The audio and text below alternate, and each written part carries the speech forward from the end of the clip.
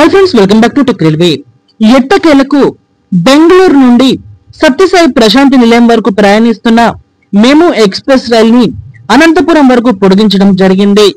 4వ తారీఖున ఈ పొడిగింపు అనేది జరగగా నిన్నటి నుంచి ఈ రైలు తన గమ్యస్థానాన్ని పెంచుకుంది. ఇంకా 5వ తారీఖు నుంచి ఈ బండి పూర్తి స్థాయిలో ప్రజలకి సేవలు అనేది అందిస్తుంది. కేఎస్ఆర్ బెంగళూరు నుండి సత్యసాయి ప్రశాంతి నిలయం వరకు ఈ బండి ప్రయాణించేది.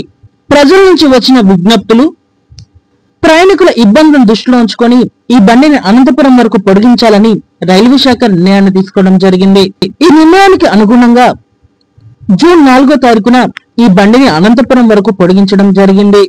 అనంతపురం వాసులు ప్రస్తుతం బెంగళూరుకు వెళ్లాలంటే అనేక రకాల రైళ్లు అనేవి అందుబాటులో ఉన్నాయి. అనంతపురం నుంచి కేఎస్ఆర్ బెంగళూరుకు వెళ్లడానికి టికెట్ యొక్క కాస్ట్ అనేది కనిష్టంగా ఇక్కడ 85 రూపాయల నుండి గరిష్టంగా 105 రూపాయల వరకు ఉంటుంది.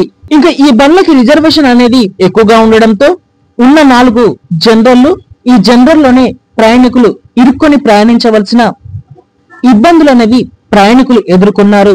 ఇంకా ఈ మెము రైలు అనేది పూర్తిగా జనరల్ కోచ్లతోటి ప్రజలకి సేవలు అనేది అందించడంతో అనంతపురం వాసులకి, అలాగే ఆంధ్రప్రదేశ్ లోని చాలా కీలక ప్రాంతాలు ఇటు బెంగళూరుకి వెళ్లడానికి, ముఖ్యంగా మధ్యతరగతి కుటుంబాలకి, వృత్తి వ్యాపార పనులు చేసుకునే వారికి ఈ బండి చాలా వరకు కన్వీనెంట్ గా ఉండనుంది.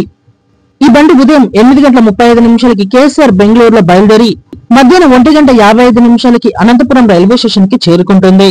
ఇంకా తిరుగు ప్రయాణంలో అనంతపురం రైల్వే స్టేషన్ నుండి ఈ బండి 2:10 బయలుదేరి రాత్రి 7:50 ఇక్కడ కేఎస్ఆర్ బెంగళూరుకి చేరుకుంటుంది. సత్యసాయి ప్రశాంతి నిలయం అలాగే కేఎస్ఆర్ బెంగళూరు మధ్యలో ఎటువంటి మార్పులు అనేవి లేవు. ఇంకా అనంతపురం సత్యసాయి ప్రశాంతి నిలయం మధ్యలో ఈ రైలుకి కొత్తగా అందుబాటులోకి వచ్చిన స్టాప్స్ అనేవి మనం చూసుకుంటే ప్రసాహనపల్లి, జంగల్పల్లి, చెంగిచెర్ల, ధర్మవరం, బసంపల్లి, కొత్త చెరువు ఈ ప్రాంతాల మీదుగా సత్యసాయి ప్రశాంతి నిలయంకి చేరుకుంటుంది.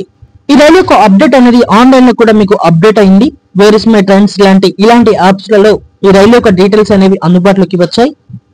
బెంగళూరు అనంతపురం, అనంతపురం బెంగళూరు మధ్యలో ఈ బండి యొక్క టికెట్ కాస్ట్ అనేది 50 రూపాయలు మాత్రమే ఉంటుంది.